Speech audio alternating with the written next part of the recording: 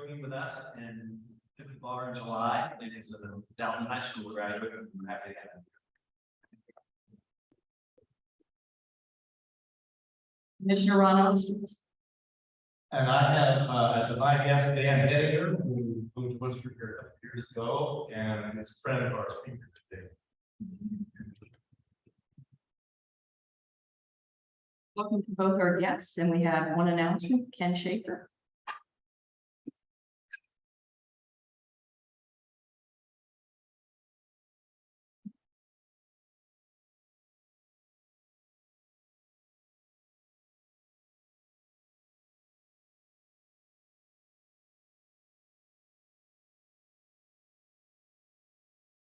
The new environmental committee has proposed a project to address a gap in our community's recycling processes.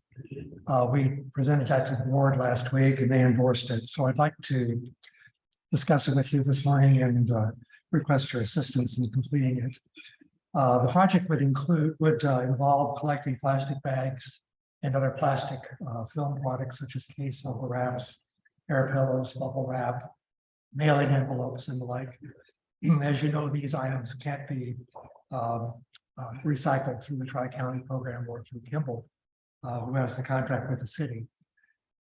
Those film products contaminate the recycling stream, and residents are told to either discard them in the trash or to take them to a local retailer. So there are a couple of retailers that accept these products. There's a bin at Bueller's. There's a somewhat larger bin at Walmart. If you go back to the customer service desk at Kohl's, there's a bin back there. But these are not generally advertised, and they're offered more as a community service than as a general program that the retailers want to advertise. The film products do have a market, though. There are several companies which I lost my screen.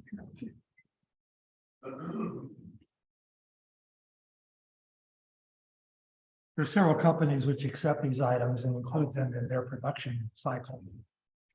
Ziploc, Trex Company, all use recycled film, plastic film for production of their product. Trex Company uses it to combine with recycled wood product, and they make the outdoor decking and Hollywood furniture that are not transferred. Okay. So our project would include the collection of these plastic film products. I did include some handouts on the table there. If you want to take a look at those, that's basically what was on my slides. The first page there is a description of all the products that are acceptable through the program. Those include all kinds of plastic bags, red wrappers, some cereal box wrappers, plastic mailers, bubble wrap, case and pallet overwrap, etc. The next page of the handout is a series of frequently asked questions regarding what's acceptable and what's not acceptable. In general, the acceptable items are the ones that are thin, non-shiny plastic, stretchable. If it's kinky, crinkly, or shiny, or tears like paper, it's not acceptable. There is a new recycling label called the How to Recycle label, which you'll see on that paper there. If it says that the article is available through store drop-off, it can be included. So we're finalizing the plan for where the bins are going to be. This is the collection bin here. It has a poster on it that shows some of the acceptable items. Most likely the bin will be located at the back of the room here at each meeting, so you can bring your collection with you to the meeting. If your business or office generates plastic film waste that would ordinarily go into the trash, please bring it, or if there's too much to bring, let us know and we'll come and collect it. If we collect 500 pounds over the next 6 months, Trex Company will give us a Hollywood bench that we can use, possibly at the phase 3 area of the Oak Hill project. So on a longer term scale, my hope would be that our experience here would allow us to assess the viability of expanding our regular community-based recycling program to include these products. I'll ask Lynn to include the handout and the slides here in our next email, and we'll find some place to post it on the website as well.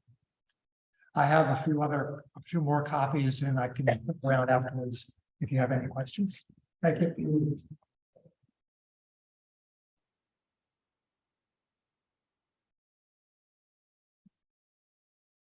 Thanks, Ken, and hopefully the membership can get behind Ken. We've got a 6-month probation of trial, and we get enough collected and we can move forward and bring on other partners. This time I would ask Courtney and Robin to come up and give us final information on the Meals of the Mission.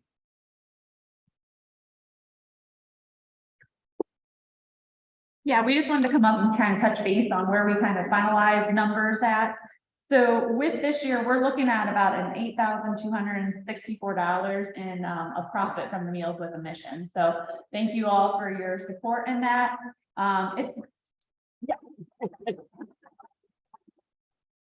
Ever since COVID, obviously the numbers kind of went down, so we're starting to trend back up with that. And so hopefully we can continue this and next year even have a more successful year. So thanks again, and we'll talk next year.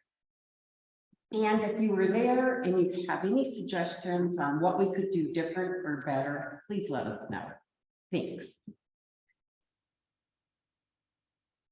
Thank you, it's great event, and we'll look forward to it again next year. At this time, I would ask Mr. Bob Norman to come up and conduct our induction ceremony.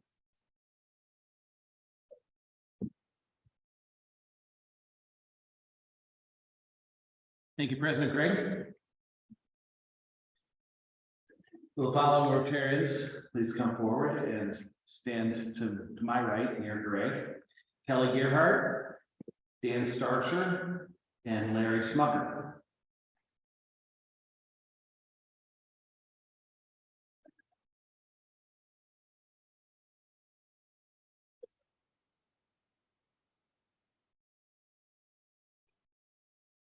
And for the rest of the Rotarians who listen to this from time to time, I encourage you to think about this like going to a wedding and thinking about vows, and kind of thinking about that, renewing your vows to Rotary. So I want to introduce our individuals today who have made a commitment to this community and to the international community by seeking and obtaining membership in Wooster Rotary. Kelly Gerhardt. Kelly is General Manager of Q Media Worcester, known to many of us as WQKT, WKBX. Kelly's sponsored by Becky Foster. Dan Starcher, Dan's Public Communications Specialist, the Office of the Lane County Commissioners, and Ron Onstad is Dan's sponsor.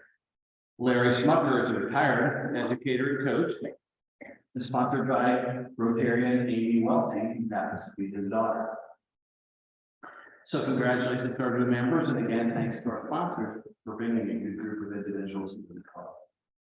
And turning to our new members, on behalf of Wooster Rotary, it's my honor to officially welcome you to an organization that is truly international in scope.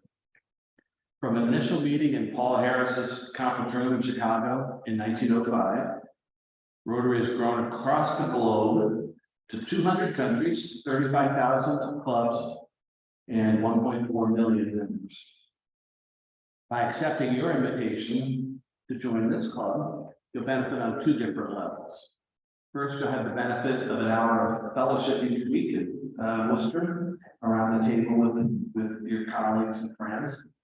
Second, and even more importantly, you'll have a seat at the table in an organization that is truly changing our world.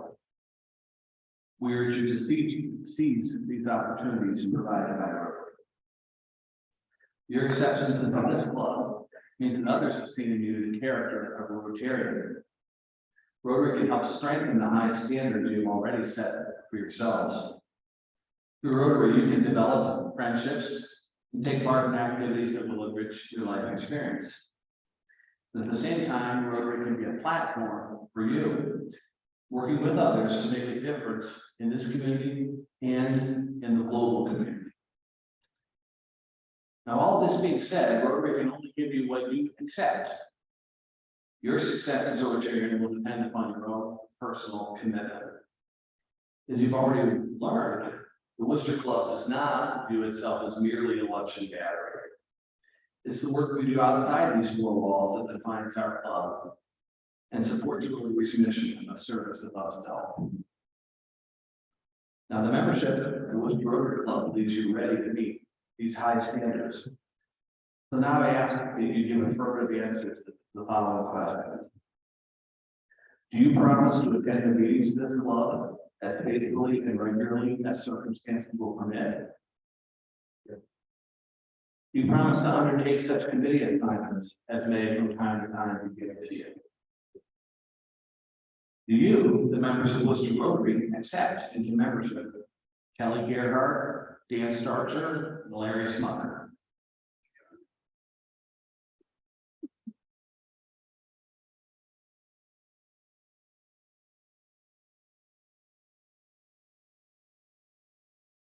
So President Gregg, I present you our newest members of the Wooster Rotary Club.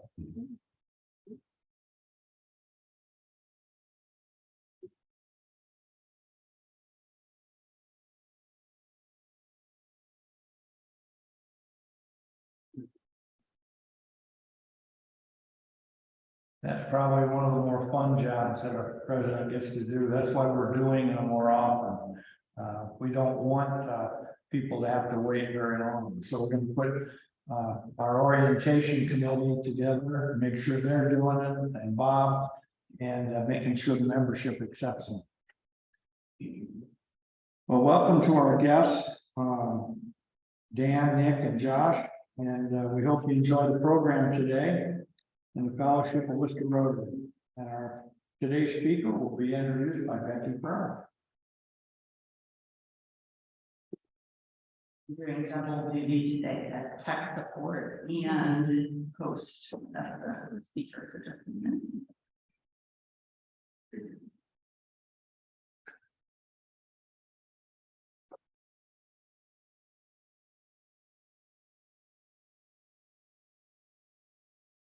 Josiah Martin is the founder and president of Crossbridge. What started out as a one-man operation in 2015 has grown to include a staff of more than 25 talented individuals who specialize in website development and marketing strategy, content creation, search engine optimization, social media, which is our topic for today, digital advertising, videography, photography, and print services. Having acquired both Bordeaux printing and Bird Eye design, the team at Crossbridge is uniquely positioned to accelerate the growth efforts of small businesses and large corporations alike. I'd like to introduce to you Josiah Martin.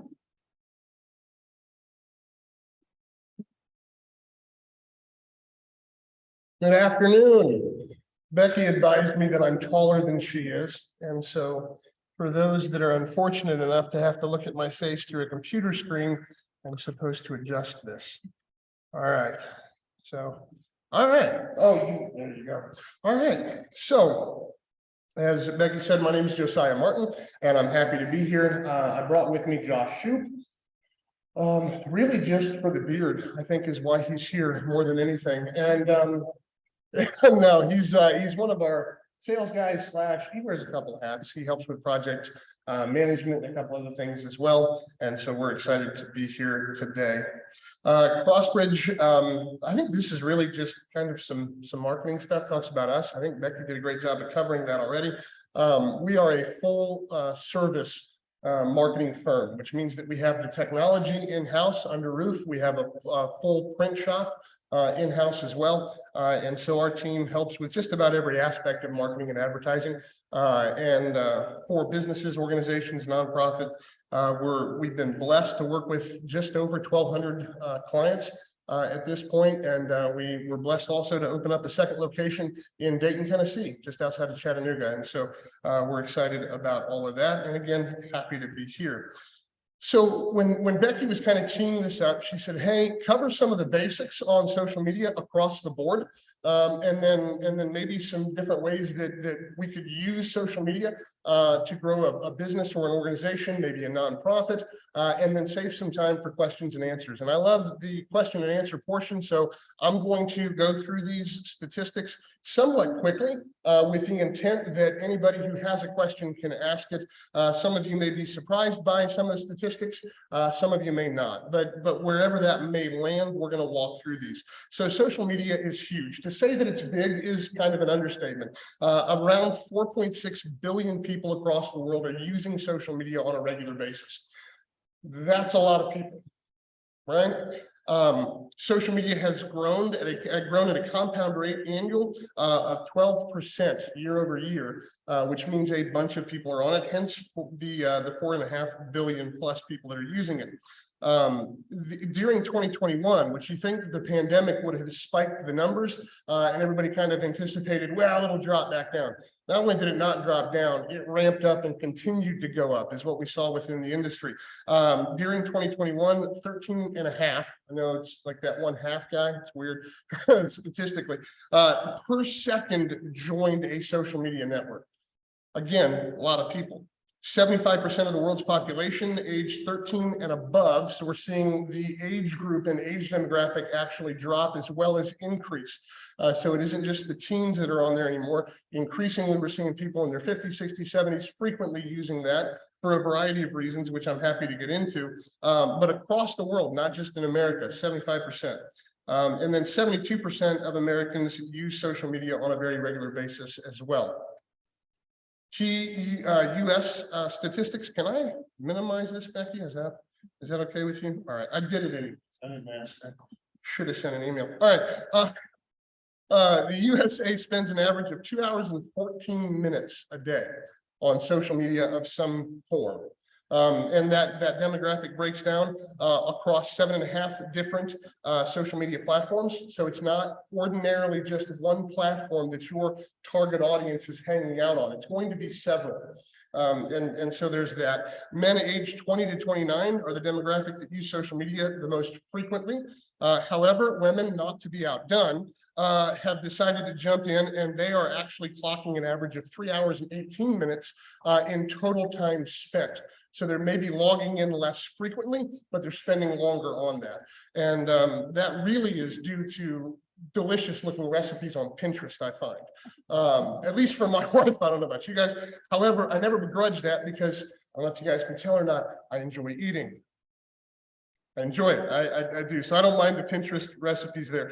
People mainly use social media across the platforms. This is almost universal for connecting with friends and family, filling spare time, and reading the news. Fewer and fewer people are tuning into cable, and more people are going to social media outlets to get their news as well. This means that your organization or your business's target audience is likely already on social media. And there are a ton of organizations and businesses successfully using social media to connect with both current and potential customers. If you're not doing it, the competition is. And so I would just encourage you, take it seriously. They are hanging out there, and it is infinitely easier to connect with them on social media and then drive them back to your website than it is to drive that traffic to your website organically. And I can speak to that from the search engine optimization standpoint as well. So social media advertising spend. No surprise here. Social media is huge because a lot of business owners have gotten behind that. The advertising spend has ramped up, continues to go up, and I don't see an end in sight for that either. Projections right now are right around 226 billion in 2022. is the total ad spend there. Social media video ad spend is going to grow by 20% and top out at just above 24 billion. That's a lot of money. Annual advertising spend on social media in 2022, this is a US statistic, will top 134 billion. So a lot of US companies are doing this as well, especially there. And 52% of social media users say that when platforms protect their privacy and data, it's incredibly impactful in their decision to interact with the ads and or sponsored content that they see on that channel. Now, I dropped that in for a very specific reason. Some of you maybe are aware of it, others maybe are not, but privacy has kind of become something of a huge deal, right? iOS has made, or Apple products, your iPhone, has made some really big leaps in moving forward and saying we're going to take privacy very seriously. That has restricted some of the tracking that can take place. It's also affected some of their pixels, which now I'm jumping into the tech end of things, but that's basically how you can retarget to individuals who have visited your page or your website on social media. And so that has restricted some of their capabilities. But what we're seeing is that restriction has actually increased the trust of users on social media to say, okay, this is a legitimate company. I'm more likely to interact with it. So there is that as well. So there's the ad spend portion of this. Instagram statistics, we hit Instagram, Facebook, and Twitter. Now there are a multiplicity of channels that you can get into between TikTok and Snapchat, all the rest of it. But we hit kind of the larger ones as far as the most frequently used for some business demographics there. So Instagram overview, Instagram boasts 1.5 billion users. That's a bunch. Instagram ads reach 30% of internet users. It's a big chunk again. Instagram is the fourth most popular social media and networking site in the world. The average user spends 11.2 hours per month on Instagram. Who is hanging out on Instagram? Users aged 25 to 34, the biggest cohort of Instagram users. Men account for 51.6% of Instagram users, and women make up 48.4%. 59% of US adults use Instagram every day. 91% of them are active Instagram users, say that they watch videos on the platform every single week. Half of users say that they've clicked through a brand's website after viewing their stories. Now, that is what we would refer to as actionable data or actionable intel, meaning that if half of the users on Instagram see a story put out by an organization or by a company, that good content leads to traffic on the website, which again is usually a big part of the funnel for any business or organization across the board. So that's an interesting statistic with Instagram in particular. 92% of users say that they've acted in the moment after seeing a product on Instagram. Ads are most likely to reach women ages 18 to 34. So 92% say they've acted the moment afterwards. Now, as we're going to see, the way that users interact with ads and with brands across different social media platforms changes and it differs. So for instance, as we're going to get into, Facebook has a longer lead time from the time that they've come in contact with your brand, your company or organization, and the time that they actually buy. But it does lead to conversions. They're normally more stretched out. Whereas with Instagram, they're about 92% of them are clicking through to learn more about that product in the moment after they see it. So that's an interesting one. 90% of Instagram users follow a business. So if your business is going to be targeting individuals that are on Instagram, but we can talk about that targeting here in a bit, this is a great platform for you to consider if you're not already. 2 in 3 people say that Instagram helps them connect with brands or companies. And 50% say that they are more interested in a brand after seeing an ad on Instagram. Facebook statistics. The MAU, or the monthly average users, I had to drop some acronyms in just for space. I wanted everybody to be able to see the stuff. So the monthly active users for Facebook are fast approaching 3 billion people. That's a bunch. 36% of the world's population is what is being made up there. Just under 59% of the world's internet users use Facebook monthly, and just over 66% of Facebook users log into the site every single day. So they're on there. The demographic breakdown would look like 56.5% of Facebook users worldwide are male.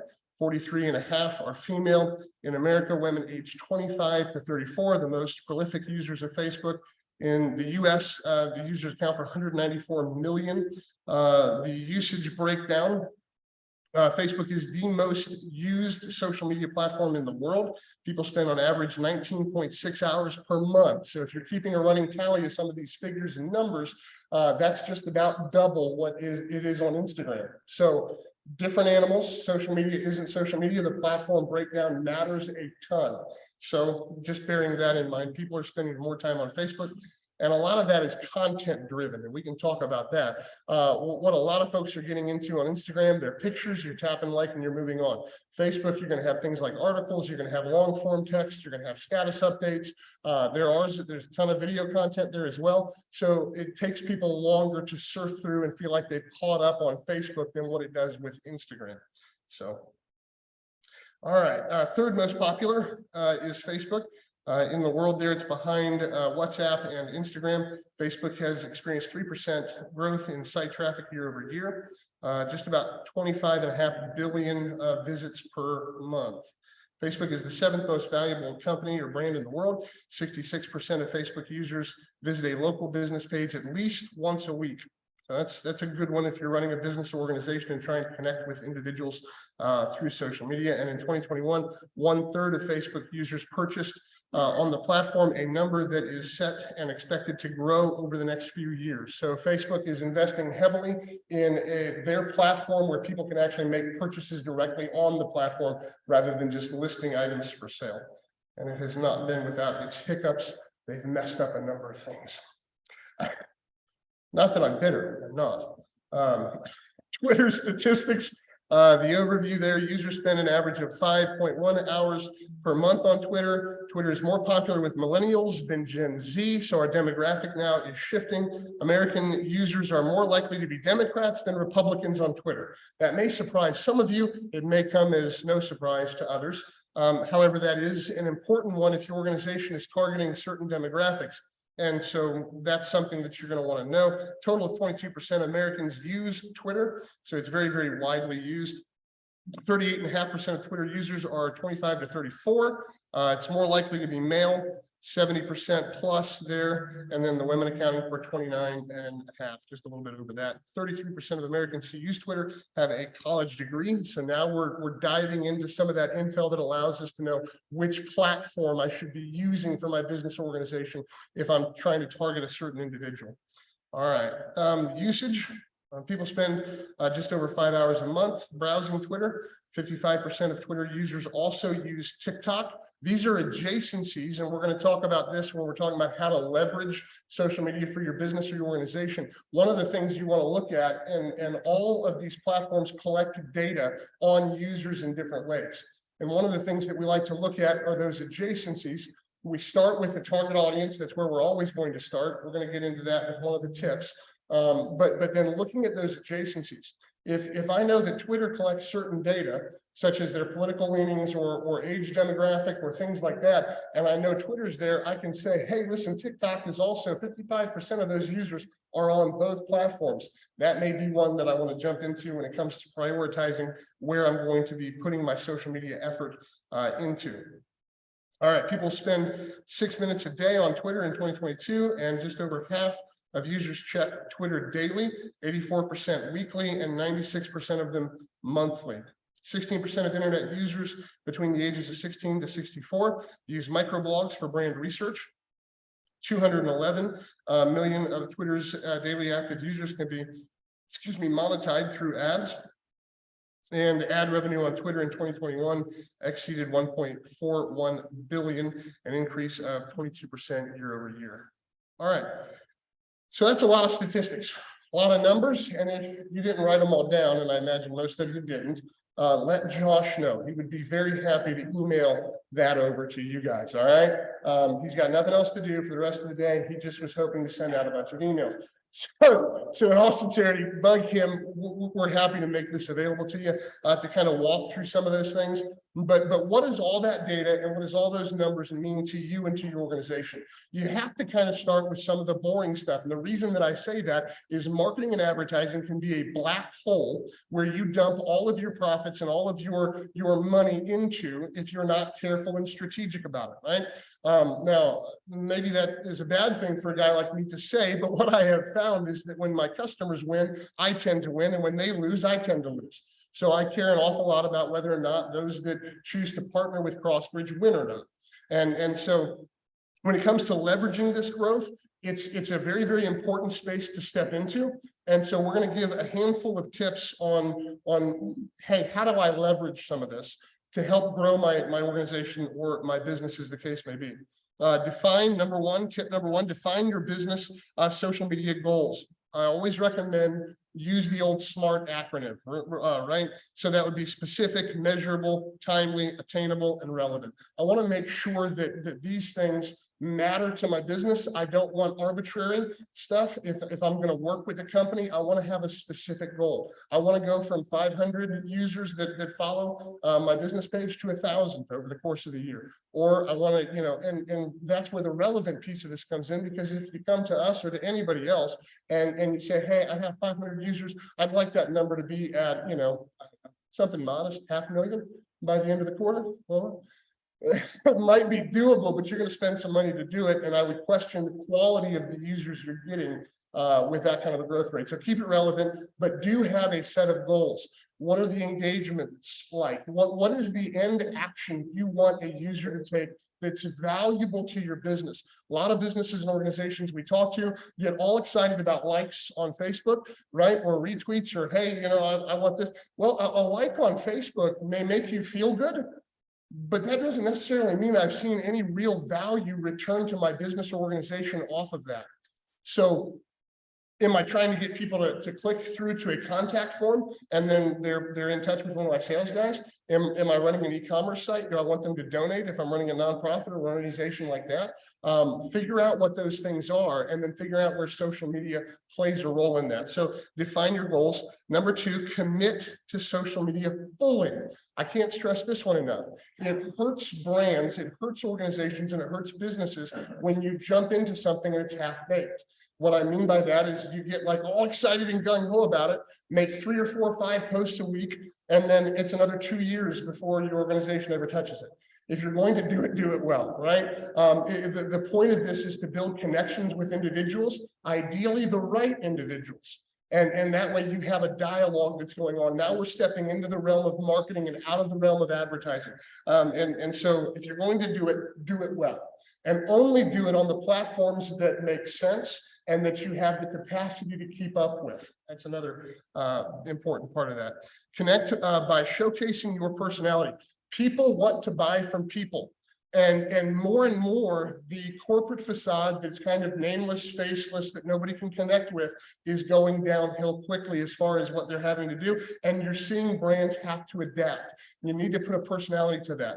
You say, well, I don't like social media. Well, if your ideal customer's there, either get on it yourself or hire somebody who is photogenic. It's what I do. I don't like my face, right? Being up on everything, and make sure that those connections are taking place. But make sure that your brand, your company, organization has a personality that can be showcased on social media so that you can drive those connections. All right. Next one, spend time to define your audience. Now, this may be something that in the marketing efforts of your business or your organization, maybe you've already done. But if you haven't done that, I would encourage you to do that. Know who the ideal customer or partner for your business is. Know what they like, know what they dislike. What kind of pages do they hang out on? Are they Facebook people or the Instagram people? How old are they? How much money do they make? Where do they like to vacation? And get those, and those are referred to as buyer personas. And those are incredibly valuable for crafting not just the messaging of your brand or company, but also in crafting the strategy behind that.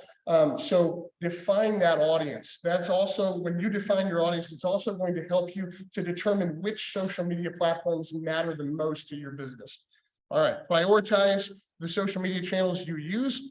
And by that, I mean, you're probably not going to be able to jump into all 7.5 average social media platforms that people are on. So figure out where your ideal customer is living, where they're engaging, where they're driving. And by the way, that may not be the social media platform you use on a regular basis. And so kind of define that individual, figure out where they're at, and then start to prioritize those social media channels over everything else. Spend time, this is number 6 in the last one, and I'm coming down to the wire. We've got 120 seconds and that works because then we'll have time for Q&A. Spend time tracking the results for your business.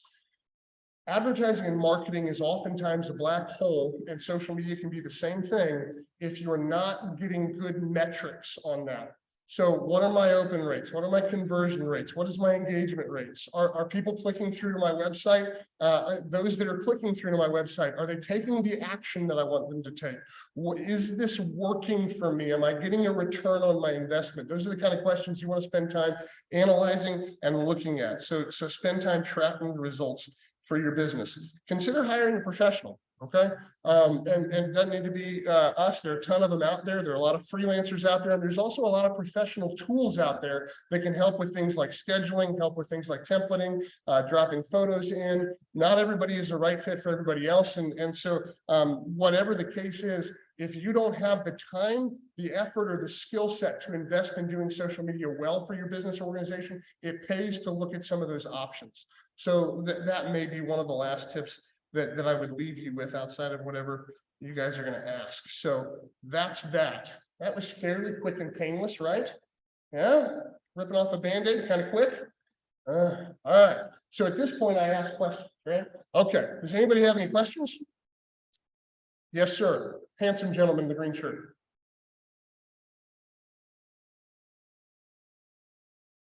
Thank you for sharing all that data. In that data, can you tell us how many social media users are out there? I would say that it would depend on how you define antisocial. I can tell you that just about every social type, whether they're a social butterfly out in the open or not, they are on social media. And then you do have the keyboard warrior that lives on social media as well. And that's the individual that is super brave whenever they're typing. But you get them in front of anybody or in an email or over the phone, they're meek as lambs. So quite a few. Anybody else?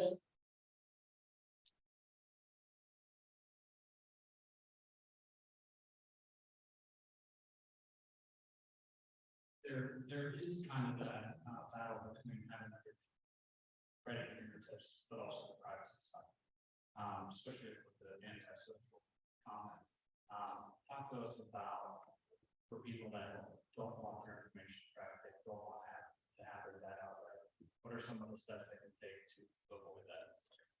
So I would say that across the board, in every social media platform, there are going to be ways, and you know what Becky said, to repeat the question.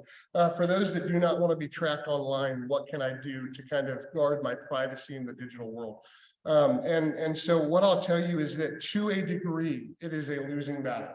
Here's what I mean by that. While you can shut off certain aspects, and while you can tailor what these social media platforms offer up to you, it does not necessarily mean they're not collecting that data. It just means in certain cases, like Facebook, for instance, they're just not going to tailor the messaging that they're showing you. It does not mean that they're not gathering that data. The same thing's true with Twitter. So for each of those, you can say, okay, here's what I'm going to do. I'm going to go into Twitter. I'm going to go to my privacy settings, and I'm going to try to disallow every cookie and tracking that I can get my hands on. The same thing's true with Facebook and with Instagram and with all the rest of them. To a degree, though, your information is out there. As far as a blanket, if we're moving out of the realm of just social media and we're moving into the realm of how do I protect myself digitally across the board, probably one of the better things that you could do is get a VPN, a virtual private network. What that does is take something called your IP address. Your IP address is kind of like your thumbprint for your device. and oftentimes runs off of your network, right? So you're gonna have one IP when you're at work, you're gonna have another one when you're at home. And so you can take that, turn that on at the device level, and it'll change that IP address wherever it is that you're logging in from. Now, there are some drawbacks to that. One of them would be that you're probably going to have to repeatedly sign in a whole bunch of times whenever you get to the social media site that you're wanting to log into. But if you have a user account with any one of the social media platforms, to some degree, they are collecting data. That doesn't necessarily mean they're selling it. It doesn't necessarily mean they're using it to advertise things to you, but there are steps, like I've outlined, that would help to kind of guard against some of that. Does that answer the question? Perfect. Great question. Yes. Oh, Technology changes rapidly. What do you see happening in the future? to what degree? Within the realm of social media or within technology and how we interact with it? On a broad spectrum. Okay, on social media, I see a divisiveness that is happening across the board, and kind of that demographic shift that we're seeing happening within Twitter. I think we're going to see that continue to go forward, whether that's traffic that's channeling into certain things.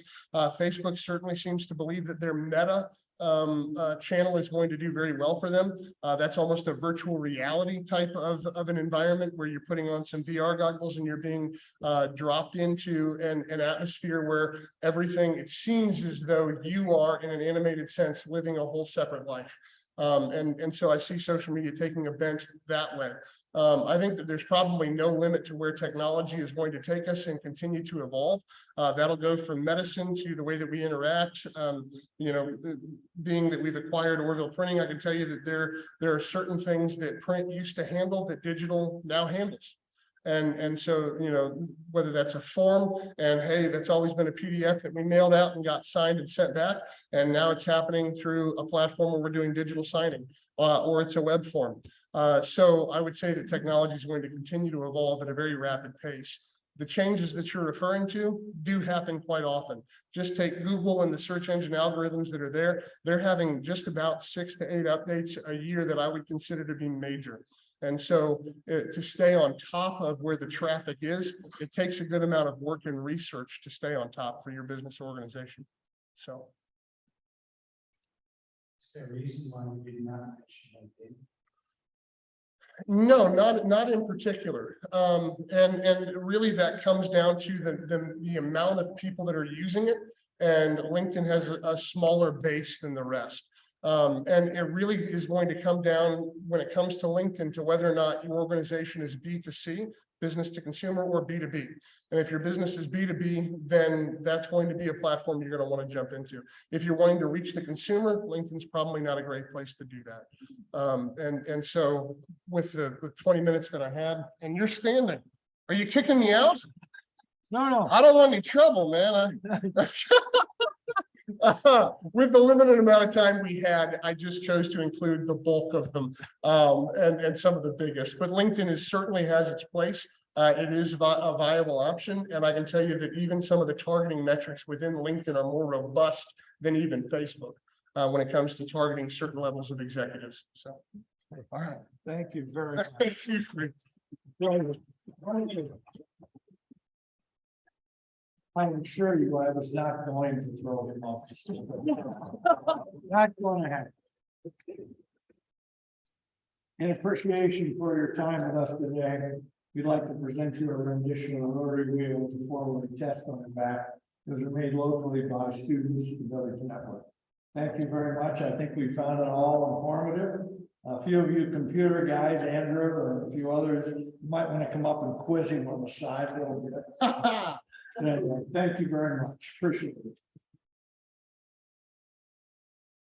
We hope that our guests enjoyed being with us today. We hope to see you again. Next Monday's program is our very own Samara Zimmerly from the Chamber and her staff, and they will be presenting What Does the Chamber Do for You? So I'm sure you'll all be wanting to hear that one. So I hope you have a great week and see you next Monday. We stand adjourned. Thank you.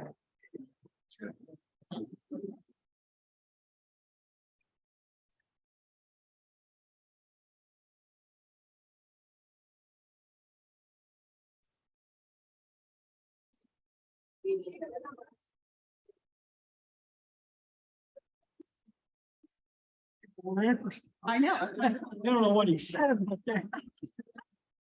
Thank you so much for listening.